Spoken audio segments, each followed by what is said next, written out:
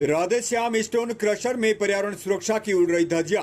तहसील विकासनगर क्षेत्र डकरानी में स्थित राधेश्याम स्टोन क्रशर संचालित है, लेकिन संचालन निर्धारित मानकों का पालन नहीं कर रहा है, जिससे स्थानीय ग्रामीण ही नहीं बल्कि निकटतम क्षेत्र का प्रसिद्ध तीर्थ स्थल गौतम ऋषि आश्रम गंगभेवा बावड़ी सहित क्षेत्र की कई बीघा कृषि भूमि आम के बागानों पर संकट के बादल मंडरा रहे। स्टोन क्रशर से उड़ती धूल संपूर्ण ढकरानी भीमावाला गांव की बसावट के वाशिंदों की सुकून की नींद छीन ली है।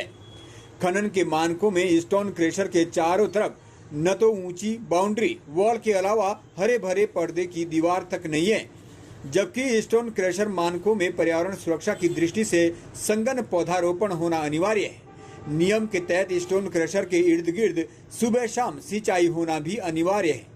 स्टोन क्रशर मालिक ने अपनी सुविधा के लिए निकट यमुना नदी में आम के बागों के बीचों बीच एक अवैध रास्ता निकाल रखा है, जिस रास्ते का फायदा स्टोन क्रशर मालिक रात के अंधेरे का फायदा उठाकर यमुना नदी का सीना छलनी कर मोटा मुनाफा कमा रहा है।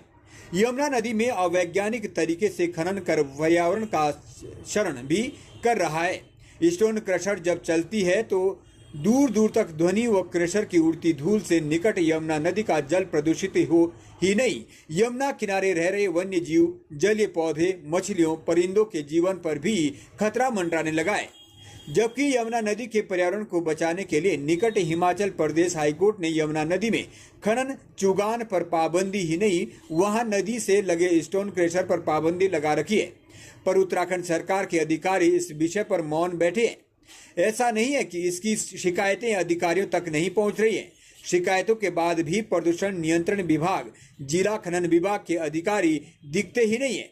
सूत्र बताते हैं कि सब सेटिंग गेटिंग के स्टोन क्रशर के मालिकों को फायदा पहुंचाया जा रहा है। जब इस बारे में जिला खनन अधिकारी से पूछा गया तो उनका कहना है कि जल्द ही इस स्टोन क्रशर की जांच में जो भी तथ्य सामने आएंगे, खनन नियमों के तहत कार्रवाई अमल में लाई जाएगी। पचदून विकासनगर से ब्यूरो रिपोर्ट, डीसीपी न्यूज।